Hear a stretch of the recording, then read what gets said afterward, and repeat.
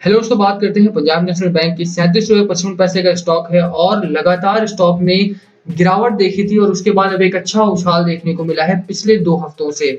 हालांकि ये उछाल जो है वो 1% 2% का ही है, बट जो लो लगाया था इसने 35 रुपए का, वहां से एक अच्छा बाउंस बैक देखने को मिला है। लास्ट वीक में इसने अपना सपोर्ट ब्रेक दिया था और वहां से स्टॉक डाउनवर्ड आया था, तो बहुत सारे सवाल पूछे गए थे कि यार दोबारा से 37 का या 35 का जो लेवल था वो टेस्ट करेगा क्या या नहीं, वो बताएंगे इस वीडियो में आपको। एक बहुत बड़ी खबर आई है निवेशकों के लिए, 6000 करोड़ की खबर है ये, और उससे पीएनबी का जो स्टॉक है वो काफी तेजी से भागने की उम्मीद हम कर रहे हैं।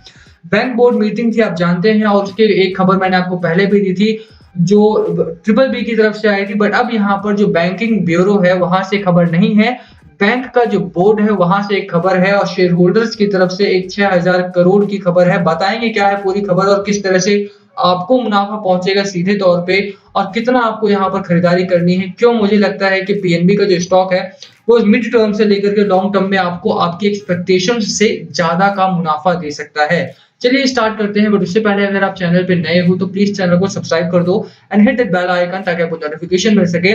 चलिए स्टार्ट करते हैं।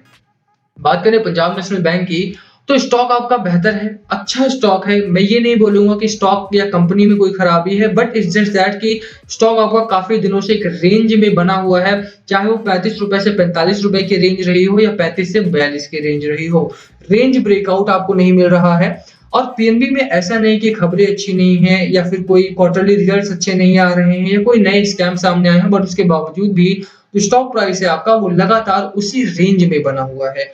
कुछ इंपॉर्टेंट चीजों की बात करें अगर हम यहाँ पर, जो मुझे लगता है कि स्टॉक को कहाँ तक आपको रखना चाहिए। देखिए, सबसे इंपॉर्टेंट क्या है कि अगर आप कोई कोई भी स्टॉक खरीदते हैं तो हमेशा आपको डिस्काउंटेड स्टॉक खरीदना चाहिए। और पीएनबी के केस में अगर आप देखेंगे तो करंट प्राइस कितना है, 37 रुपए 60 पैसे का।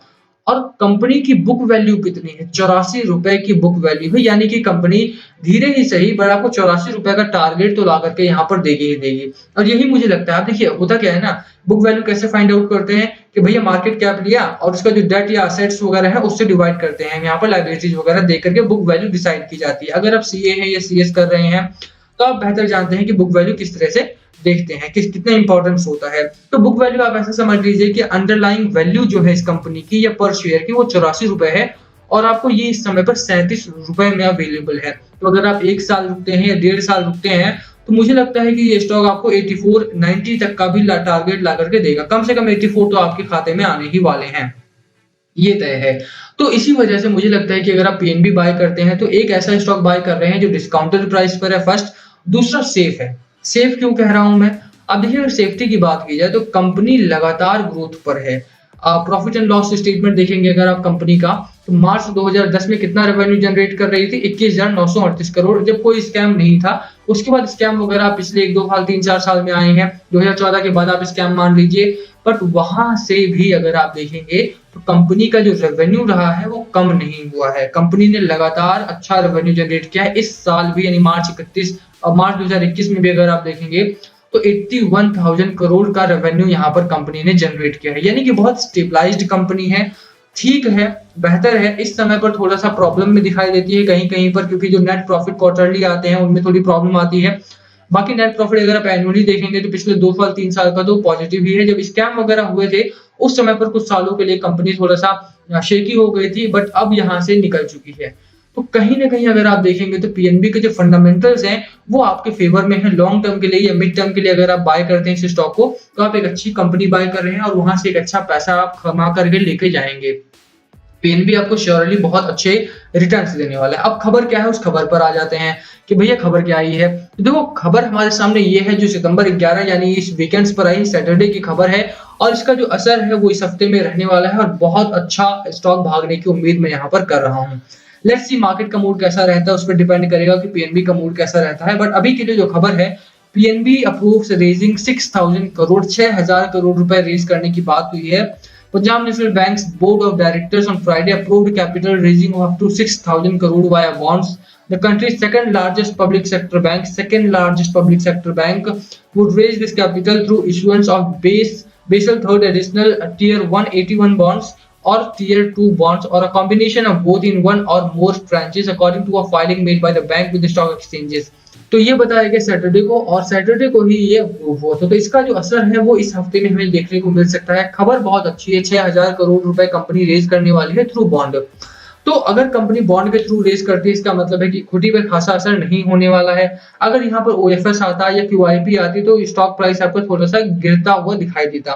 बट क्योंकि यहाँ पर जो स्टॉक है आपका वो कहीं ना कहीं अब जो कंपनी है वो बॉन्ड के थ्रू पैसा रेज करने वाली है, तो इक्विटी आपका भागता हुआ दिखाई दे सकता है यहाँ पर, ठीक है।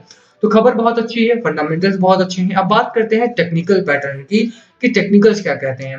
35 रुपीज का लो लगाया था, उसके बाद कंपनी धीरे धीरे आगे बढ़ी और 38 रुपए तक का हाई लगाया इस हफ्ते, इस 2 हफ्ते में, बट वहां से गिरावट में आई।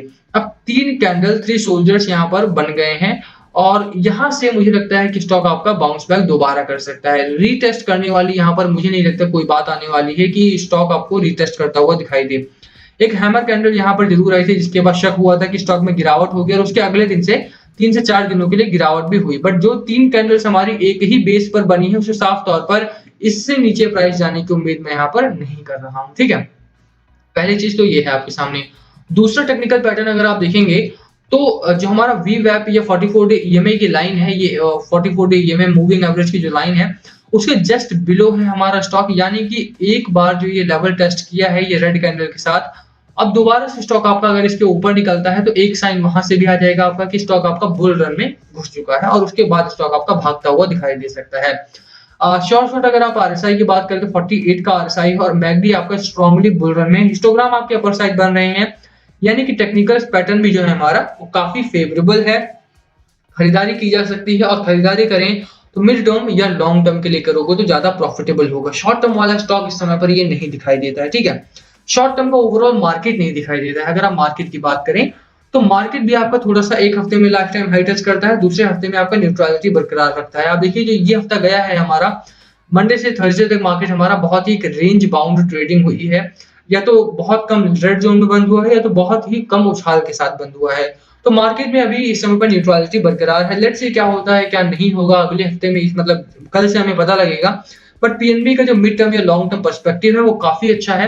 84 रुपीज का आप लॉन्ग टर्म या मिड टर्म टारगेट लेकर के चल सकते हैं। मार्केट का जो मोमेंटम रहता है वो अपने बुक वैल्यू तक जरूर जाता है और यही मतलब भी है, अगर आपकी कंपनी का अंडरलाइंग वैल्यू भी जितना है उतने तक तो वो पहुंचेगा ही पहुंचेगा। तो कम से कम 84 के लिए आप बाय कर सकते हैं। बात करें मिड शॉर्ट टर्म या मिड टर्म की तो इस स्टॉक में आप 60-62 का टारगेट लेकर के आसानी से चल सकते हैं। स्टॉक अच्छा है, जैसा मैंने बताया, फंडामेंटल्स मैंने बात की, यहाँ पर रेशियोज की मैंने बात की, टेक्निकल पैटर्न की बात की और जो खबरें हैं वो भी काफी पक्ष में है। तो खरीदारी कीजिए, कोई दो राय नहीं है, अच्छा स्टॉक है, आपको फायदा पहुंचेगा यहाँ पर, ठीक है। लास्ट कॉल आपका होना चाहिए, बाय करना है, सेल करना है या होल्ड करना है, क्या है आपकी स्ट्रैटेजी, प्लीज कमेंट करके शेयर करना। वीडियो यहीं खत्म करते हैं। पसंद आए तो लाइक करना, चैनल पर नए हो तो सब्सक्राइब किए बिना मत जाना। Thank you for watching and yes please comment below अगर कुछ पूछना हो तो।